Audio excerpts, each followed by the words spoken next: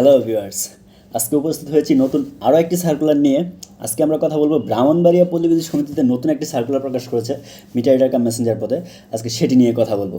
So meter reader cum Messenger পদে কীভাবে আবেদন করবেন, কোন কোন জেলার প্রার্থীগণ আবেদন করতে পারবেন, কীভাবে আবেদন করতে হবে, সকল বিষয় নিয়ে আজকে আমরা কথা বলবো।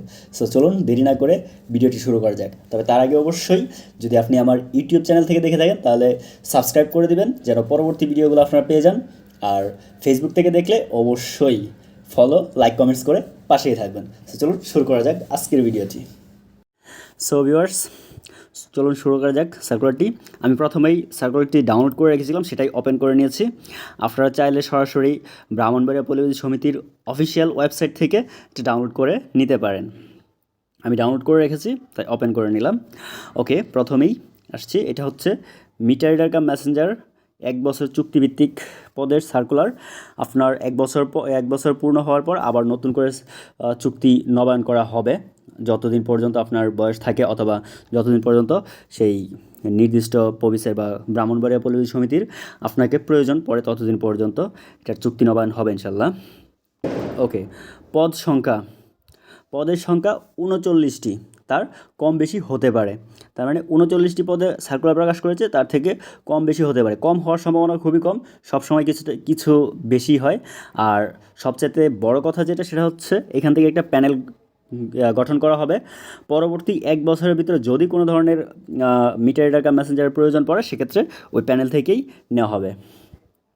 ওকে, বেতন বাতাদি আমরা মিটার রিডার কাম মেসেঞ্জারদের 2016 সাল অনুযায়ী মূল বেসিক বেতন হবে 14,700 টাকা। এছাড়াও অন্যান্য ভাতাদি প্রাপ্য হবেন, যেমন মূল বেতনের 40% বাসা ভাড়া,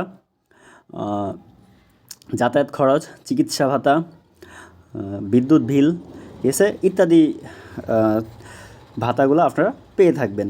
তাছাড়াও আপনার মূল বেতনের 20% হিসাবে অফিস থেকে অতিরিক্ত আপনাকে দেওয়া হবে, যেটা 1 বছর পর আপনি পেনশন হিসাবে পেয়ে যাবেন। অন্যান্য চাকরিতে যেমন চাকরি শেষ হওয়ার পর পেনশন পাওয়া হয়, সেক্ষেত্রে আপনি সেই ধরনেরই এই মিটার রিডার কাম মেসেঞ্জারে আপনি 1 বছর পর পেনশন পেয়ে যাবেন আর কি, যেটা অলমোস্ট 35,000 টাকার প্লাস হবে 1 বছর পর। ওকে, তারপর বয়স সীমা। মিটার রিডার কাম মেসেঞ্জার পদে আপনি 18 বছর থেকে 25 বছরের ভিতরে যাদের বয়স, তারাই শুধুমাত্র আবেদন করতে পারবেন। তার মানে 25 হওয়ার পর বা 25 ঊর্ধ্ব যারা আছে, তারা মিটার রিডার কাম মেসেঞ্জারে আবেদন করতে পারবেন না। শিক্ষাগত যোগ্যতা বা অন্যান্য যে যোগ্যতাগুলো চাওয়া হয়েছে, যেমন প্রার্থীকে এসএসসি বা সমমান পরীক্ষায় উত্তীর্ণ হতে হবে, অর্থাৎ আপনি এসএসসি পাশে আবেদন করতে পারবেন। তবে এইচএসসি পাশের তথ্য যদি দিতে চান দিতে পারেন, সেক্ষেত্রে তেমন কোনো প্রবলেম হবে না। ওকে, তারপর প্রার্থীকে অবশ্যই সৎ, বিশ্বস্ত, উত্তম চরিত্রের অধিকারী হতে হবে। অবশ্যই প্রার্থীকে, যেটা ইম্পর্ট্যান্ট, প্রার্থীকে 4টি মৌলিক প্রক্রিয়া যেমন যোগ, বিয়োগ, গুণ, ভাগ ইত্যাদি কার্যক্রমের দক্ষতা থাকতে হবে। প্রার্থীর সুন্দর শারীরিক গঠন থাকতে হবে। এগুলা জাস্ট ম্যান্ডেটরি, অপশনাল আর কি দেওয়া হয়েছে। প্রার্থীকে বাইসাইকেল চালানো জানতে হবে, এইগুলো জাস্ট ফর্মালিটিস। ওকে, সবচেয়ে ইম্পর্ট্যান্ট সেটা হচ্ছে নিরাপত্তা জামানত হিসাবে আপনাকে প্রার্থীকে 10,000 টাকা জামানত দিতে হবে। শুধুমাত্রই যাদের চূড়ান্তভাবে নিয়োগ হবে, শুধু তারাই যেদিন জয়েন করবেন সেদিন এই 10,000 টাকা জামানত হিসাবে জমা রাখবেন। আপনার চাকরি শেষ হওয়ার পর বা যেদিন আপনি চাকরি ছেড়ে দেবেন, সেদিন আপনার এই 10,000 টাকা ফেরত দেওয়া হবে উইথ ইন্টারেস্ট। ওকে, তারপর যে সকল জেলার প্রার্থীগণ আবেদন করতে পারবেন, শুধুমাত্র ব্রাহ্মণবাড়িয়া জেলার প্রার্থীগণ ছাড়া বাকি 63 জেলার প্রার্থী আবেদন করতে পারবেন। ব্রাহ্মণবাড়িয়া জেলার প্রার্থীর আবেদন করতে পারবে না, বাকি সকল জেলার প্রার্থীগণ আবেদন করতে পারবেন। ওকে, এরপর আসি আবেদনের প্রক্রিয়া নিয়ে। আবেদন করতে হবে আপনাকে অনলাইনে। সো অনলাইনে আবেদন করার জন্য আপনাকে এই যে ওয়েবসাইটটা ওরা দিয়ে দিয়েছে, pbsbb.teletalk.com.bd, এই ওয়েবসাইটের মাধ্যমে আবেদন করতে হবে। আপনাকে আবেদন অবশ্যই অনলাইনের মাধ্যমে করতে হবে, তাছাড়া অন্য কোনোভাবে আবেদন গ্রহণযোগ্য হবে না।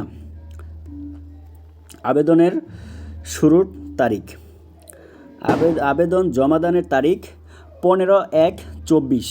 15/1/24 থেকে 5/2/24 পর্যন্ত আবেদন করা যাবে। তার মানে 15 জানুয়ারি 2024 থেকে 5 ফেব্রুয়ারি 2024 এই পর্যন্ত আবেদন করতে পারবেন। আপনারা অবশ্যই লাস্ট ডেটের পূর্বে আবেদন করে নেবেন, কারণ লাস্ট ডেটে হয়তো সার্ভারের প্রবলেম থাকে, সেক্ষেত্রে আবেদন করাটা একটু প্রবলেম হয়ে যায়। সো অবশ্যই লাস্ট ডেটের জন্য অপেক্ষা না করে আপনারা আবেদন কমপ্লিট করে নেবেন। আবেদন ফিস 112 টাকা আপনাকে টেলিটকের মাধ্যমে প্রদান করতে হবে। 100 টাকা আবেদন ফিস এবং 12 টাকা টেলিটক চার্জ, টোটাল 112 টাকা আপনাকে আবেদনের জন্য পরিশোধ করতে হবে।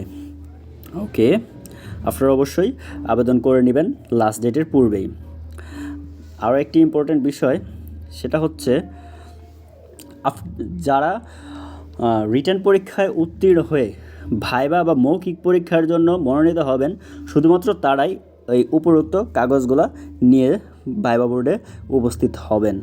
যেমন প্রার্থীকে সদ্য তোলা 3 কপি পাসপোর্ট সাইজের রঙিন ছবি, শিক্ষাগত যোগ্যতার সনদপত্র, আপনি যেই শিক্ষাগত যোগ্যতা প্রদান করবেন, যদি এসএসসি করেন তাহলে এসএসসি, যদি এইচএসসি পর্যন্ত করেন তাহলে এসএসসি এইচএসসি দুইটারই সনদপত্রের ফটোকপি।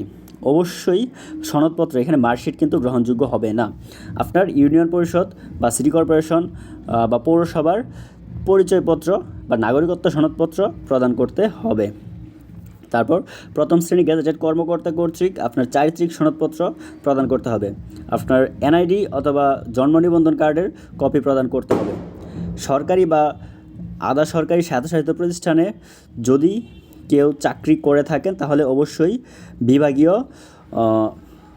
অনুমতি নিয়েই প্রথমে আবেদন করবেন, আর ভাইভাতে অবশ্যই তাদের ছাড়পত্র বা এনওসি অবশ্যই প্রদান করতে হবে।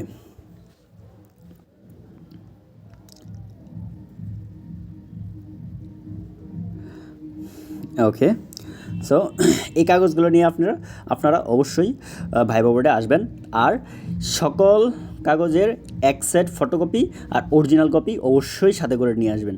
অরিজিনাল কপি আনতে কেউ ভুলবেন না, অরিজিনাল কপি অবশ্যই আনতে হবে, ওটা চেক করবে।